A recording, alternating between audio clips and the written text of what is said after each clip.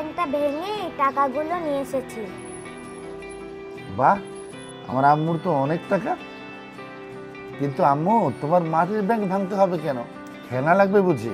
তা আব্বুকে বললেই হতো। আগামী পরশুদিন আমার ফ্রেন্ড মুনতাহা ওর ফ্যামিলির সাথে কানাডায় চলে যাচ্ছে। আমি এই টাকাগুলো দিয়ে ওর জন্য একটা আম পাড়ার বই, একটা সিফারার বই আর একটা কোরআন শরীফ কিনে গিফট করতে চাই। বাহ, দারুণ আইডিয়া। তাই বুদ্ধি তোমার মাথায় কিভাবে এলো আম্মু? ক্লাসে ম্যাম বলেছে।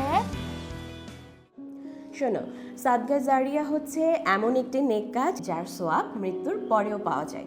এই যেমন ধরো বৃক্ষরোপণ, মসজিদ মাদ্রাসা নির্মাণ, সেতু কিংবা রাস্তা নির্মাণ, কাউকে তুমি বই উপহার দিলে কিংবা দান করলে, এই কাজগুলি হচ্ছে সাদকা জারিয়া। তো আজকে যেহেতু তুমি জানতে পারলে সাদকা জারিয়া সম্পর্কে, তুমি তোমার ব্যক্তিগত জীবনে এগুলো প্র্যাকটিস করার চেষ্টা করবে, ঠিক আছে? মুনতাহা যদি কোরআন শিখে তাহলে সেই সব আমিও পাবো সারা জীবন। কেমন বুদ্ধি বাবা? তোমার টিচার ঠিকই বলেছেন। আমাদের প্রিয় নবী হযরত মুহাম্মদ সাল্লাল্লাহু আলাইহি ওয়াসাল্লাম বলেছেন, মানুষ যখন মারা যায় তখন তার সকল আমলের পথ বন্ধ হয়ে যায়, কেবল 3টি আমল ছাড়া: উপকারী জ্ঞান, সদকা জারিয়া এবং নেক সন্তান। ঠিক তোমার মতো তোমার টিচার তোমাকে বেশ লেসন দিয়েছে আম্মু।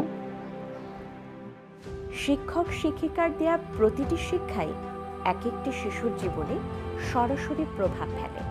তাই সুযোগ পেলেই যে কোনো শিশুকে সঠিক শিক্ষায় আলোকিত করুন।